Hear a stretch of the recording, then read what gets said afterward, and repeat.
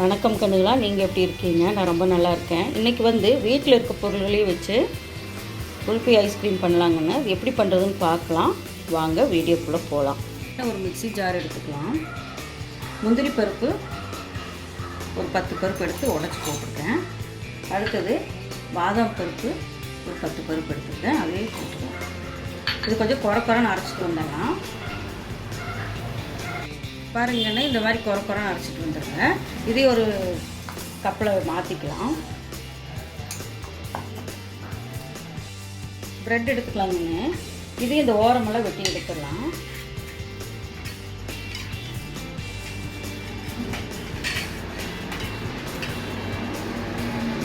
மூணு ஸ்லைஸ் எடுத்துருக்கேன். இந்த ஓரமெல்லாம் நமக்கு வேண்டாம். இப்போது இதை எடுத்துக்கலாம்.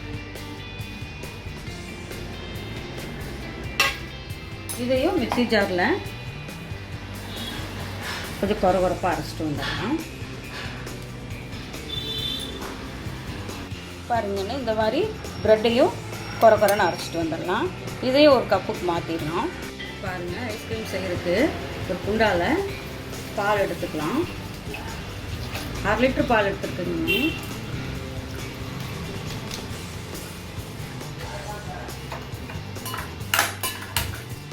இது அப்படியே காயட்டும்.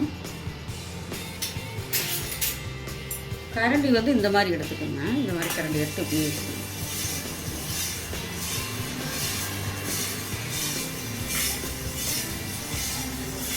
அப்படியே கிளறி விட்டு இருங்க. அப்படியே காயட்டும்.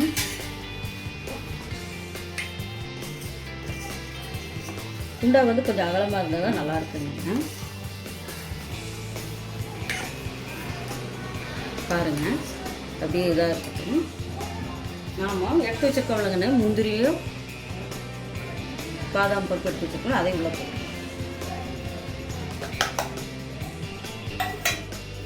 அடுத்தது ப்ரெட்டு எடுத்து வச்சுருக்கோம்ல, அதையும் போட்டு 1 பை 1 போட்டு அப்படியே தொலாவி விடுங்க.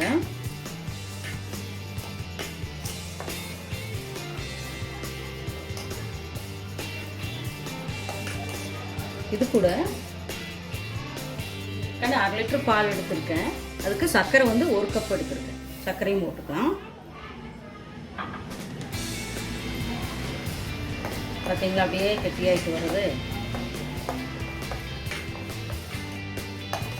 இது கூட ஏலக்காய் பொடி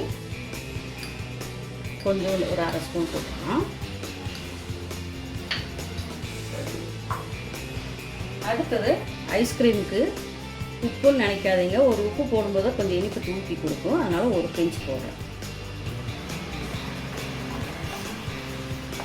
இவ்வளோதாங்கண்ணே. நம்ம வீட்டில் இருக்க என்ன பொருள் இருக்கோ அதை வச்சு தான் நம்ம செய்கிறோம். ரொம்ப டேஸ்ட்டாக இருக்குங்கண்ணே, நீங்களும் செஞ்சு பாருங்கள். பாருங்கண்ணே, நல்லா ரெடி ஆயிடுச்சு. எப்படி க்ரீமியாக இருக்குன்னு பார்த்தீங்களா? என்ன பண்ணணும்னா, நான் என்கிட்ட குல்ஃபி இது இல்லை கண்ணே, அதனால் டம்ளர் ஊற்றி வைக்கிறேன். 3/4 இது ஊற்றுனீங்கன்னா போதும். நல்லா ஆறிடுச்சு.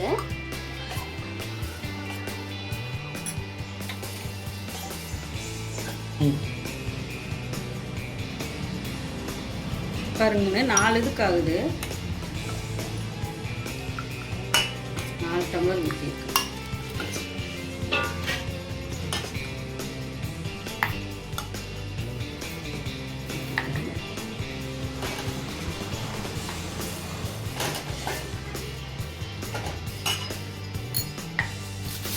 அலுமினி சீட் இருக்குல்ல, அது மாதிரி எடுத்துக்கலாம். இப்படி போட்டு ஒரு ரப்பர் பேண்ட் எடுத்து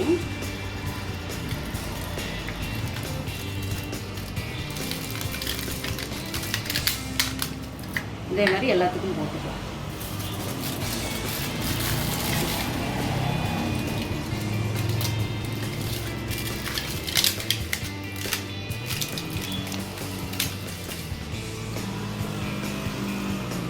நானும் பண்ணிட்டேன்.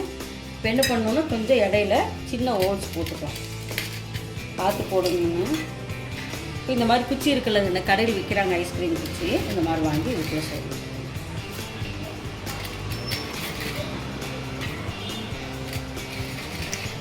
நாளுக்குமே இதே மாதிரி சொல்லிக்கலாம்.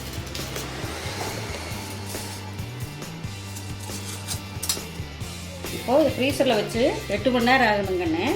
8 மணி நேரம் ஆனதுக்கப்புறம் பார்க்கலாம். பாருங்கண்ணே, 8 மணி நேரம் ஆயிடுச்சு. எடுத்து வெளியே வச்சுருக்கேன். பாருங்கண்ணே, இந்த மாதிரி பச்சை தண்ணிக்குள்ளே வச்சுட்டேன். எடுத்து பார்ப்போம்.